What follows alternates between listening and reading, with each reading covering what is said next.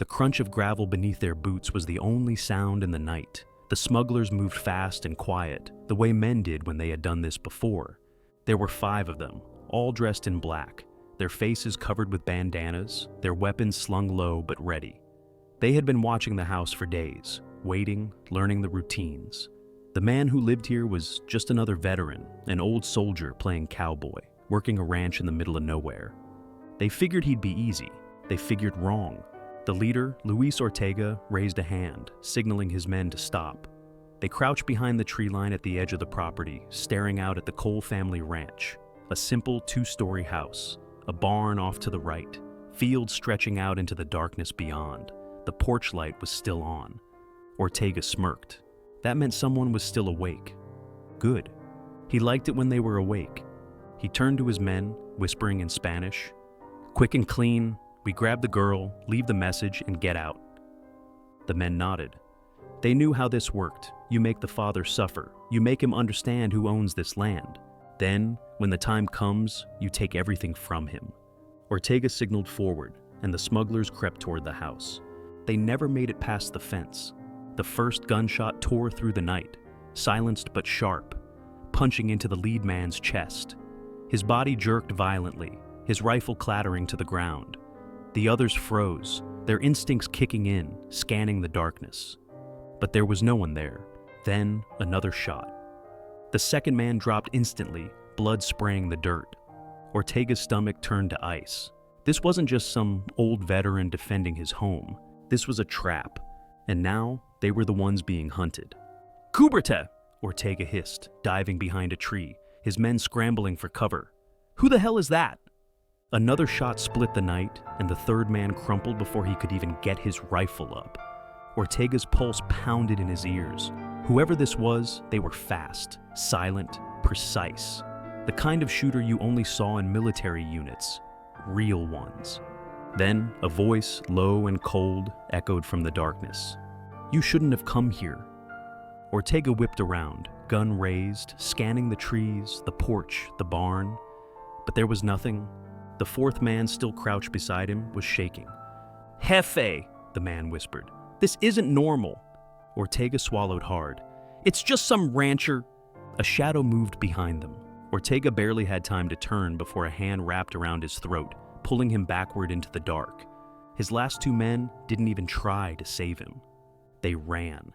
David Cole had Ortega pinned against a tree, his forearm pressed hard against the smuggler's windpipe, cutting off his air just enough to keep him compliant.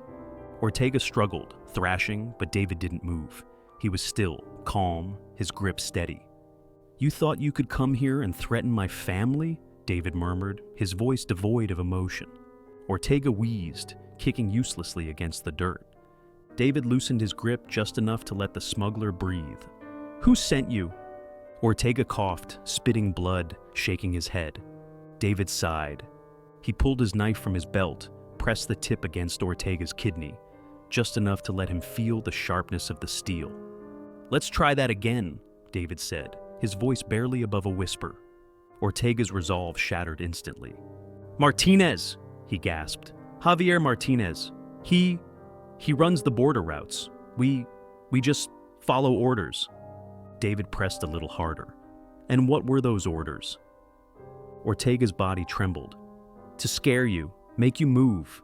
You were in the way." David chuckled.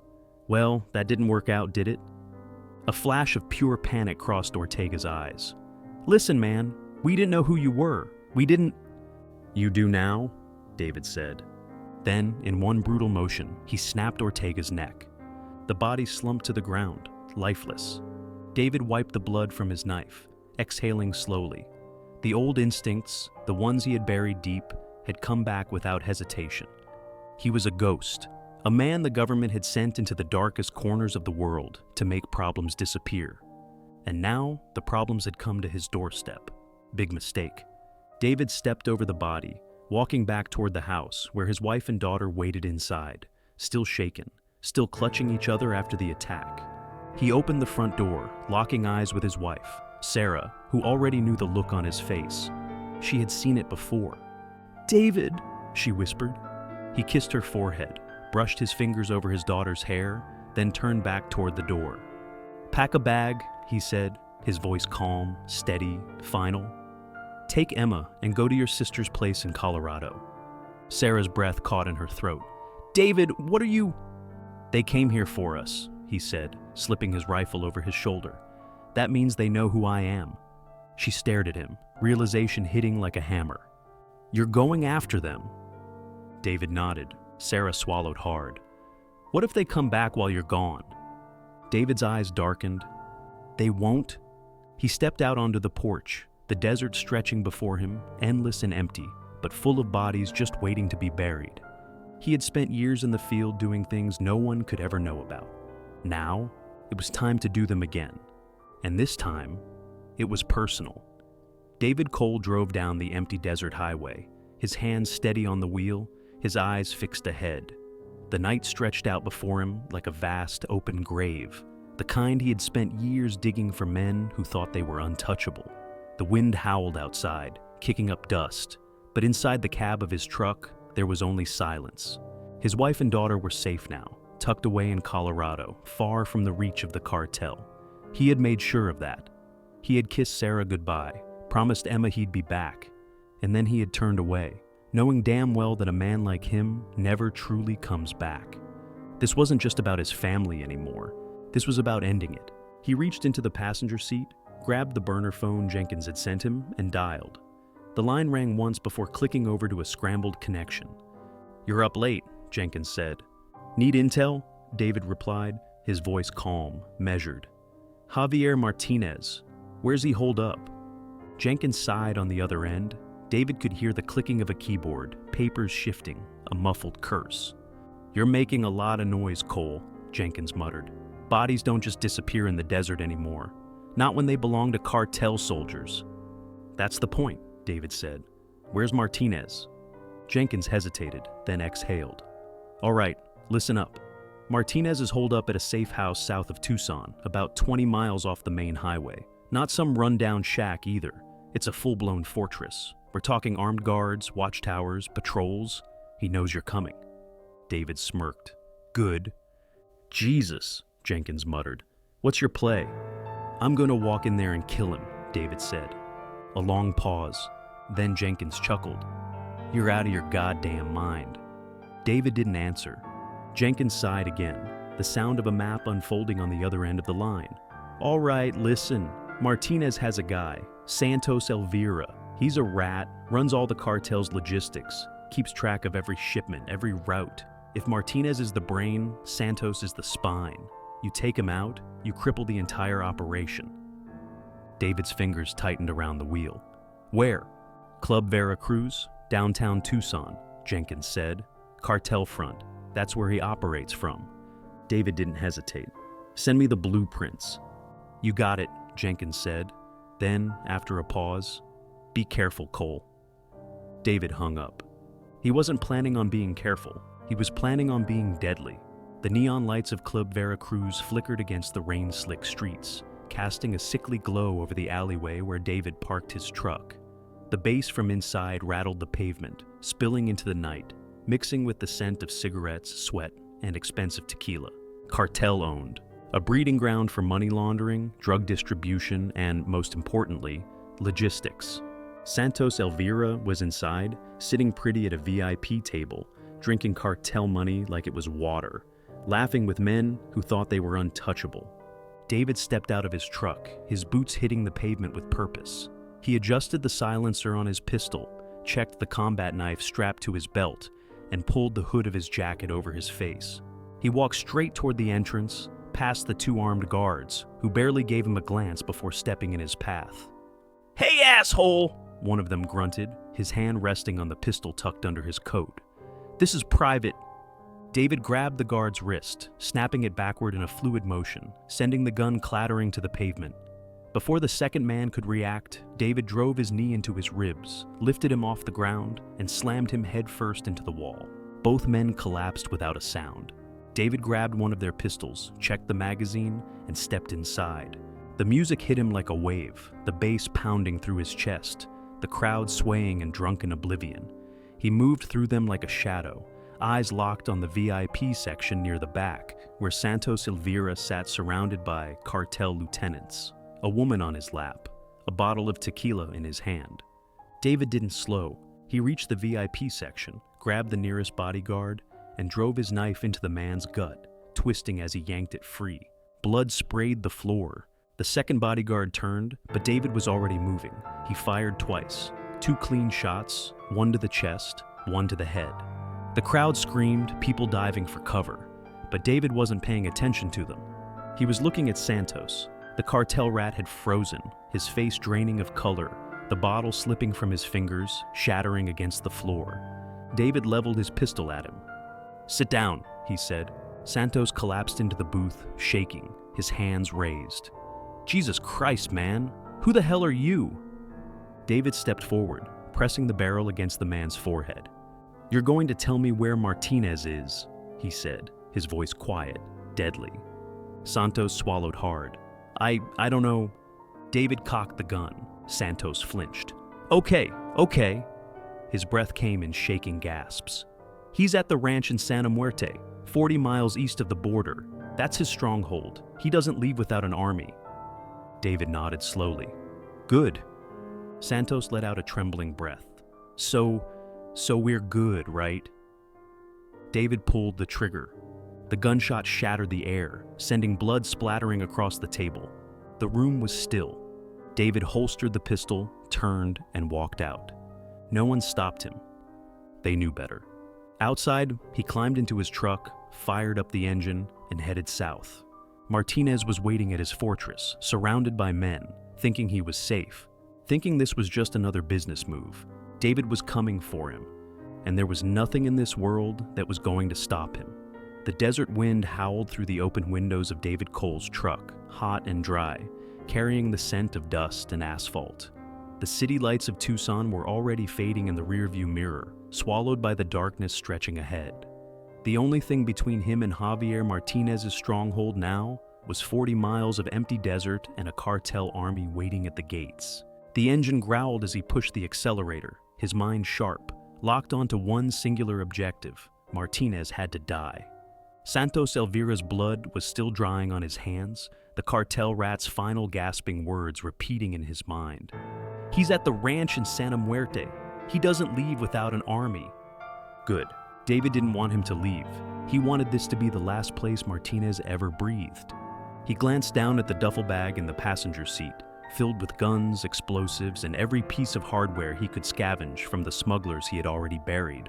A small arsenal, but not enough to go in headfirst against a compound full of trained killers. That was fine. He had never won fights with brute force. He won them with strategy. His phone vibrated on the dashboard. He snatched it up without slowing down, answering with one hand while steering with the other. "Talk," he said. Jenkins's voice came through low and tense. "Jesus, Cole. The whole city's talking about what happened at Veracruz. You didn't just kill Santos, you made a goddamn scene." "He had information I needed," David said flatly. "You could have extracted him. You could have—" "He was dead the moment I walked in there," David interrupted. "Just like Martinez will be." Jenkins exhaled, the sound of his keyboard clicking in the background. "All right, you need to know what you're walking into. I pulled satellite images on Santa Muerte. It's a fortified ranch, 30 acres of open desert, guard towers, roving patrols, and more firepower than you can handle alone." "I'm not planning on a fair fight," David muttered. Jenkins continued. "The main house sits in the center, surrounded by warehouses and barracks for Martinez's soldiers. He's paranoid, doesn't sleep in the same building twice, and keeps a helicopter on standby in case he needs to bail." David's fingers tightened around the wheel. "Not this time." "There's one weak point," Jenkins said. "A supply convoy is scheduled to arrive in 2 hours, 3 trucks loaded with weapons and cash from Mexico. Martinez won't let anyone else handle the transaction. He'll be outside when it happens." David's mind clicked into place, assembling the plan like a kill mission from his old life. The convoy was the key. If he hit them before they reached the ranch, he could take their place, walk right in, and then burn everything to the ground. "Send me the route," David said. Jenkins hesitated. "Cole, you sure you want to do this?" "I've never been more sure of anything in my life." The call ended. David pressed his foot to the gas, sending the truck roaring through the desert. Tonight, the war ended. The convoy was right on schedule. David crouched behind an outcropping of jagged rocks, watching as 3 large trucks rumbled down the dirt road, kicking up a thick cloud of dust behind them.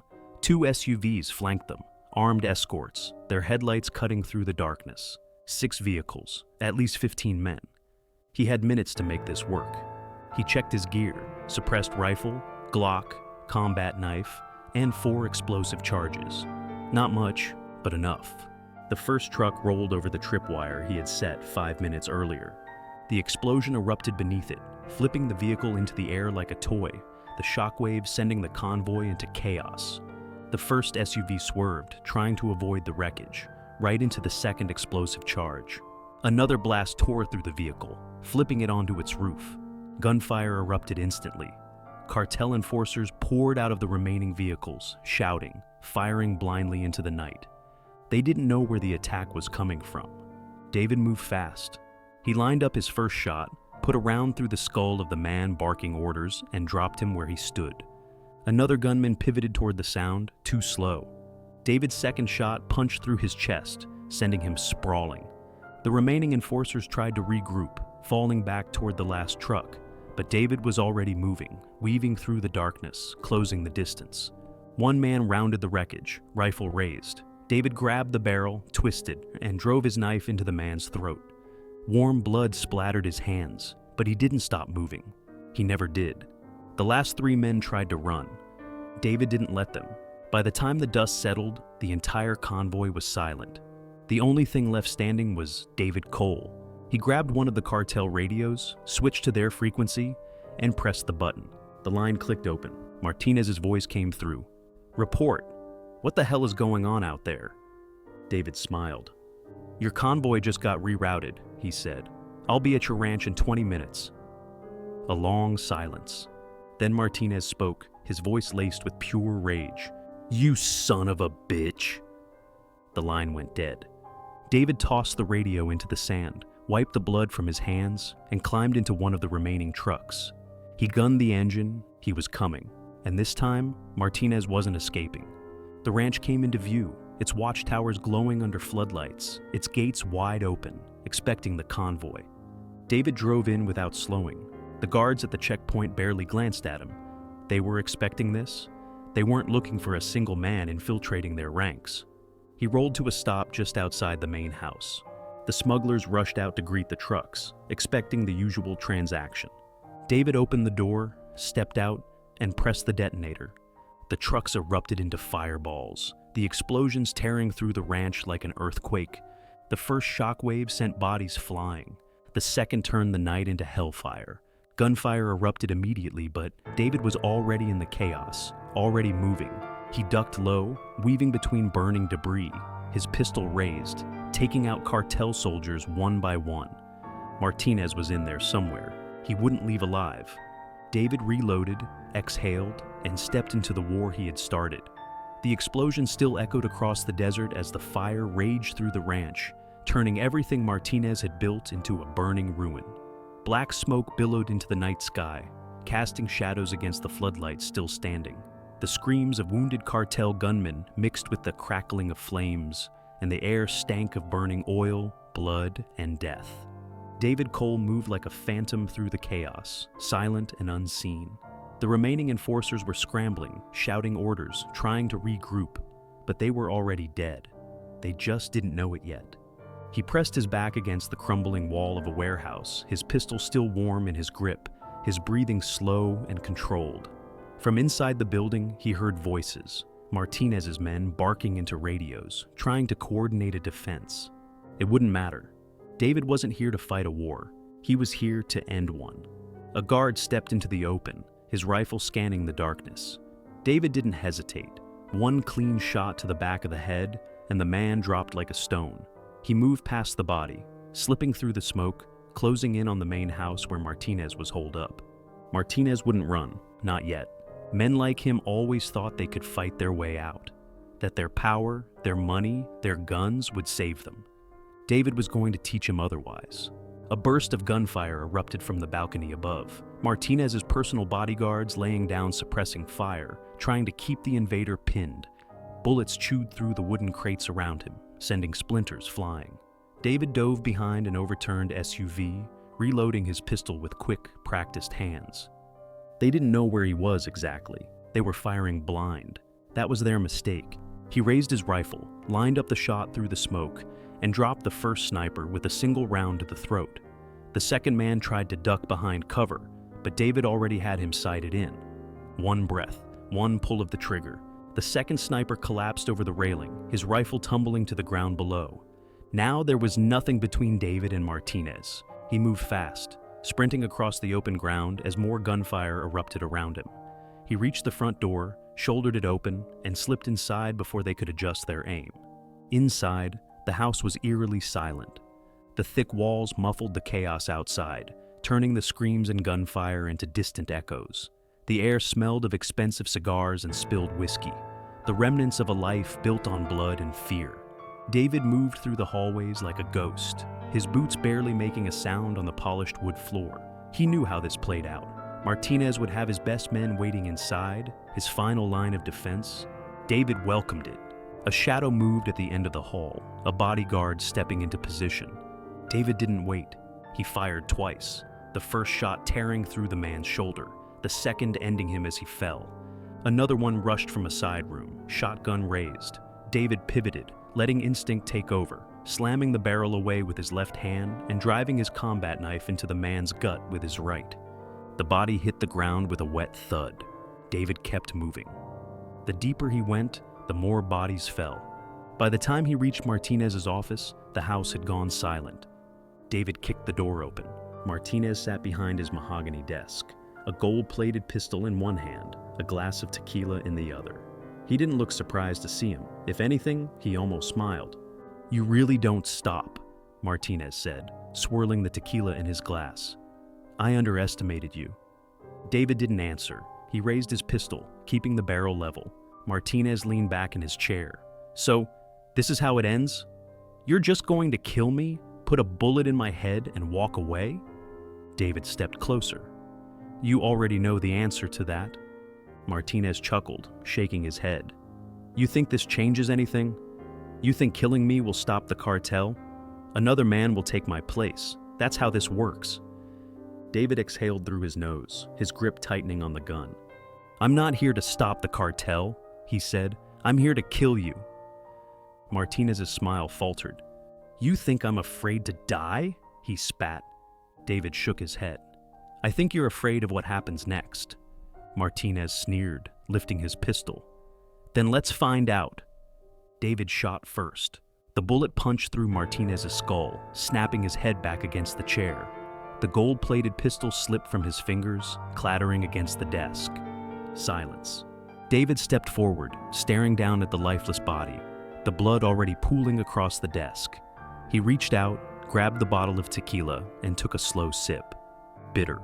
The room felt too still, as if the walls themselves had been waiting for this moment. He exhaled. It was over. The cartel would fracture without Martinez. His men would turn on each other, scrambling for power, tearing apart what was left of his empire. And David? He had done what he came here to do. He turned, walking out of the office, stepping over the bodies of men who had been too stupid to realize they were already dead. Outside, the fire still burned. By morning, the cartel's headquarters would be nothing but ashes. David climbed into his truck, started the engine, and drove into the night. No more running, no more threats. His family was safe, and if anyone ever came for them again, they wouldn't live long enough to regret it.